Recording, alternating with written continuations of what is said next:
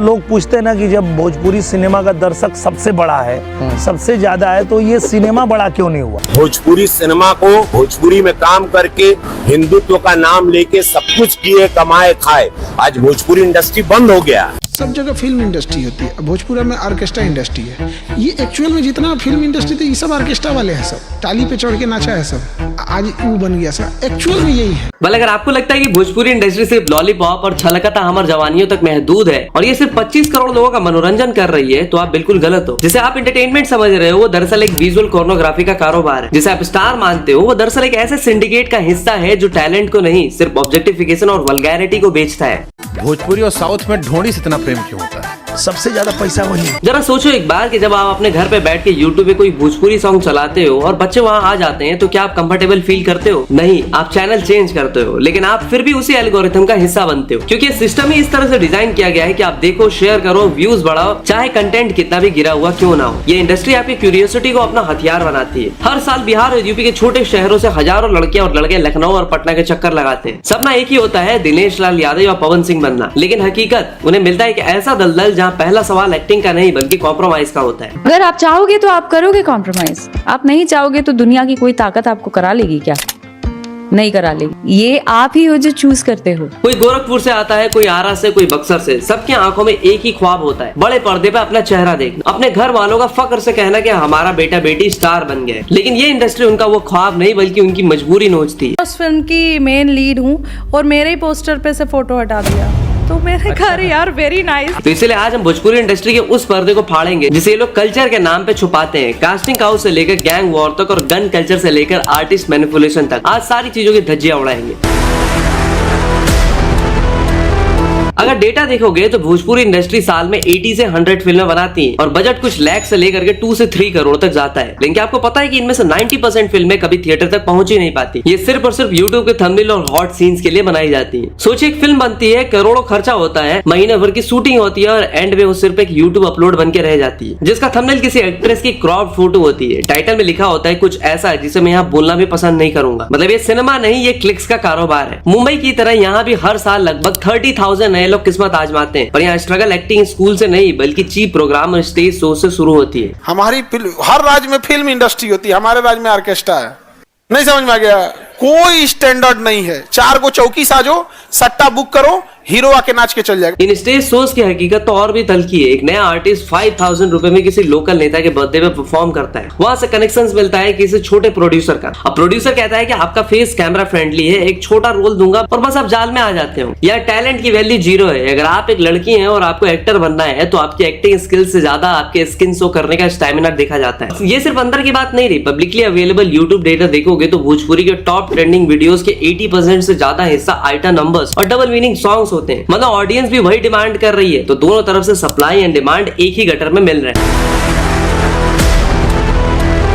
अब बात करते हैं सबसे गंदे सर्च कास्टिंग काउच की। तो भोजपुरी इंडस्ट्री में वर्ड इतना कॉमन है कि इसे लोग अब प्रोसेस समझने लगे। हाँ बिल्कुल प्रोसेस। सोचिए, एक क्राइम को, एक शोषण को लोग प्रोसेस कहते हैं और ये सब इतना नॉर्मलाइज हो गया है कि नए आने वाले लोग भी यही समझते हैं कि ये तो होता ही है। जब कोई नई लड़की आती है तो उसे बड़े हीरो या प्रोड्यूसर की खास आदमी से मिलवाया जाता है। ये खास आदमी कौन है? ये वो शख्स होते हैं जो मिडिल मैन का काम करते हैं, ना प्रोड्यूसर ना डायरेक्टर बल्कि एक ब्रोकर। इंसान नहीं, एक सिस्टम का पुर्जा। उसका काम होता है टैलेंट को फिल्टर करना और फिल्टर के क्राइटेरिया एक्टिंग नहीं कंप्लायंस होता है। डायलॉग्स फिक्स होते हैं, हीरो के साथ केमिस्ट्री बैठानी पड़ेगी। इस केमिस्ट्री का मतलब लैब सेट पे नहीं बल्कि होटल के बंद कमरों में होता है। भोजपुरी इंडस्ट्री के बड़े नाम, मैं किसी का नाम नहीं लूंगा, लेकिन सब जानते हैं उनका एक फिक्स पैटर्न है। कास्टिंग एजेंट्स फेक ऑडिशंस रखते हैं, मीटिंग किसी कैफे में नहीं किसी प्रोडक्शन हाउस के नाम पे चल रहे होते हैं, फ्लैट्स वगैरह में होते हैं। और ये फ्लैट्स कैसा होता है? बाहर से नॉर्मल दिखने वाला एक अपार्टमेंट, अंदर एक कैमरा, एक सोफा, एक आदमी जिसके हाथ में आपके सपने की चाबी होती है, या फिर ऐसा दिखाया जाता है। पहले कहा जाता है कि आप बहुत सुंदर हो पर थोड़ा ओपन होना पड़ेगा। फिर धीरे से डिमांड आती है स्क्रीन टेस्ट की, जहां उन्हें रिवीलिंग कपड़े पहनने को कहा जाता है और अगर आपने मना किया तो अगले ही पल आप अनप्रोफेशनल डिक्लेयर कर दिए जाते हो। आपका नंबर पूरी इंडस्ट्री से व्हाट्सएप ग्रुप में ब्लैकलिस्ट कर दिया जाता है। और यही है सिंडिकेट की रियल नेटवर्किंग। कोई ऑफिशियल ब्लैकलिस्ट नहीं, कोई रिटन बैन नहीं, बस एक मैसेज की लड़की कोऑपरेटिव नहीं है और बस पटना से गोरखपुर तक कोई भी प्रोड्यूसर इसको कॉल नहीं करता। ये सिस्टम इतना टाइट है, इतना ऑर्गेनाइज्ड है कि इसे डिसमेंटल करना ऑलमोस्ट इम्पॉसिबल है।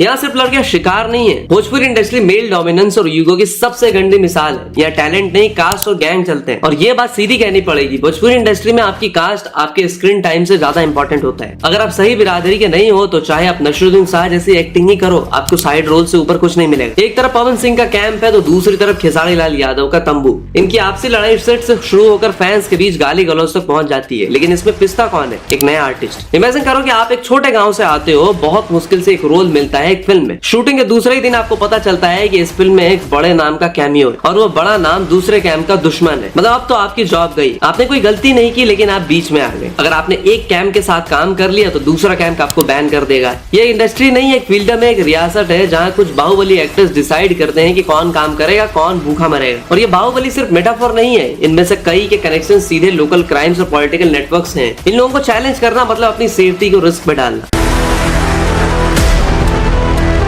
आपको लगता है कि भोजपुरी गाने गंदे हैं? वो गंदे नहीं, वो डिजाइन किए गए हैं गंदे होने के लिए। ये क्रूशियल डिस्कशन है। गलती से गंदा कंटेंट नहीं बनता, रिसर्च होती है, प्लानिंग होती है। लिरिक्स राइटर्स को स्पेसिफिकली कहा जाता है कि इसमें डबल मीनिंग डालो, इसमें बॉडी पार्ट्स के रेफरेंसेस डालो, टाइटल ऐसा रखो जो सर्च में आए। मतलब ये कैलकुलेटेड बिजनेस डिसीजन है, आर्ट का फेलियर नहीं। प्रोड्यूसर जानते हैं कि जब तक गाने में डबल मीनिंग लिरिक्स और अश्लील डांस नहीं होगा तब तक यूट्यूब पे व्यूज नहीं आएंगे। और ये लोग कल्चर के नाम पे अश्लीलता परोसते हैं। आज भोजपुरी सिनेमा का मतलब फैमिली एंटरटेनमेंट नहीं बल्कि फ्रंट बेंचर कौन बन चुका है। और इस पूरे गेम में सबसे बड़ा विलन कौन है? एल्गोरिथम। यूट्यूब का एल्गोरिथम व्यूज और वॉच टाइम देखता है, कंटेंट क्वालिटी नहीं। और कंट्रोवर्शियल प्रोएक्टिव कंटेंट ज्यादा वॉच टाइम जनरेट करता है। तो प्रोड्यूसर्स वही बनाते हैं जो एल्गोरिथम रिवॉर्ड करे। और ये एक विशियस साइकिल है जिसमें आर्ट दब जाती है और एक्सप्लॉइटेशन ऊपर आती है। इसी की वजह से ढंग के एक्टर्स जैसे कि मनोज बाजपेयी या पंकज त्रिपाठी कभी इस इंडस्ट्री की तरफ मुंह उठाकर नहीं देखते, क्योंकि यहाँ पे आर्ट की कोई जगह नहीं, ये सिर्फ लस्ट का व्यापार है। मनोज बाजपेयी खुद भोजपुर बिहार के हैं, उनकी मातृभाषा भोजपुरी है, लेकिन उन्होंने कभी भोजपुरी इंडस्ट्री में काम नहीं किया। ये एक स्टेटमेंट है, बिना बोले कहा गया, लेकिन पूरी इंडस्ट्री के मुंह पे थप्पड़।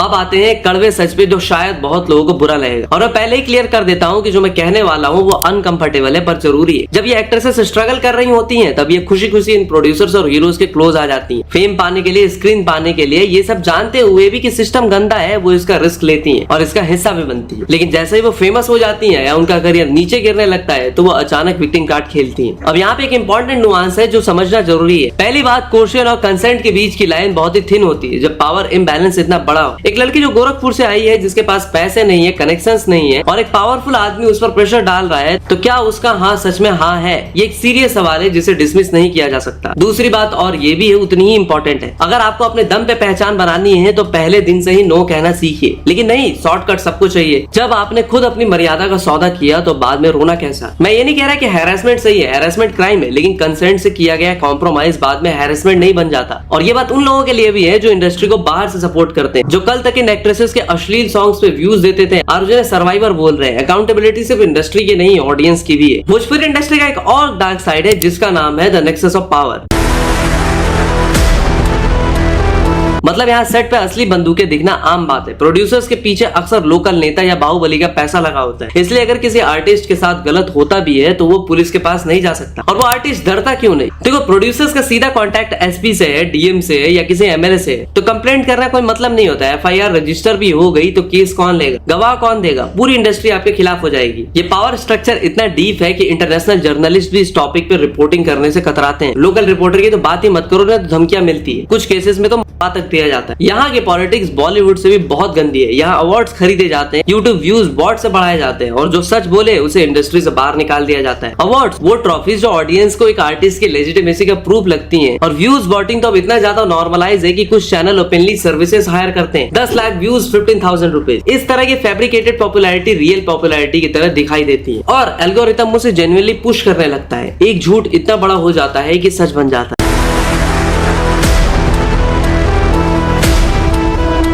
देखो, भोजपुरी एक बहुत सुंदर भाषा है, इसका इतिहास भी बहुत महान है। भिखारी ठाकुर, जिन्हें भोजपुरी का शेक्सपियर कहा जाता है, उन्होंने इस भाषा में ऐसी कविताएं लिखी हैं, ऐसा नाटक रचा है जो आज भी लिटरेचर में सेलिब्रेटेड है। उनकी रचनाओं में समाज की पीड़ा थी, नफासत थी, गहराइयां थी, और वही भोजपुरी की असली ताकत थी। और आज उसी भाषा में क्या लिखा जा रहा है, उसी भाषा को हम कहाँ ले आए। लेकिन आज की इस इंडस्ट्री ने इन भाषा को मार्केट का माल बना दिया। जो नए लोग इस चकाचौंध को देख कर आ रहे हैं, उनके लिए एक मैसेज है, यह टैलेंट से ज्यादा आपकी सेल्फ रिस्पेक्ट की कीमत लगाई जाएगी। अगर आप अपने सपनों के लिए अपनी आत्मा बेचने को तैयार हैं तो इस दलदल में उतरिए, वरना याद रखिए कि हर चमकती चीज सोना नहीं होती और हर हीरो हीरो नहीं होता। और जो लोग पहले से इस इंडस्ट्री में हैं, जो सच में कुछ बदलना चाहते हैं, उनसे भी बात करनी है। आप में से कुछ लोग हैं जो अच्छा काम करना चाहते हैं, जो क्वालिटी कंटेंट बनाना चाहते हैं। आपको ऑर्गेनाइज होना होगा, एक यूनियन चाहिए, एक ग्रीवांस रेड्रेसल मैकेनिज्म चाहिए, एक ट्रीटमेंट कास्टिंग प्रोसेस चाहिए। भोजपुरी इंडस्ट्री को बदलने के लिए हमें स्टार्स की नहीं, स्टैंडर्ड्स की जरूरत है। Standards of content, standards of treatment, standards of accountability. जब ऑडियंस अच्छी चीजें डिमांड करेंगी तो इंडस्ट्री अच्छी चीजें प्रोड्यूस करेगी, और यही इकोनॉमिक्स है। आपका अपना एक क्लिक, आपका अपना एक व्यू, ये भी एक वोट है। तो सोच समझ के डालिए कि आपको कहां डालना है। अगर ये वीडियो आपको सोचने के लिए मजबूर कर गई हो तो मेरा इसे बनाने का मकसद पूरा होगा। इस वीडियो को इसलिए शेयर करिए ताकि ये सच में उन एस्पिरेंट तक पहुंचे जो बिहार यूपी के सपने को लेकर निकलने वाले हैं, ताकि कोई और इस सिस्टम का शिकार ना बने, और जो लोग इस सिस्टम को चलाते हैं उन्हें पता रहे कि लोग सब कुछ देख रहे हैं। आप इस गुंडागर्दी और अश्लीलता के बारे में क्या सोचते हो, कमेंट्स में हमें जरूर बताओ।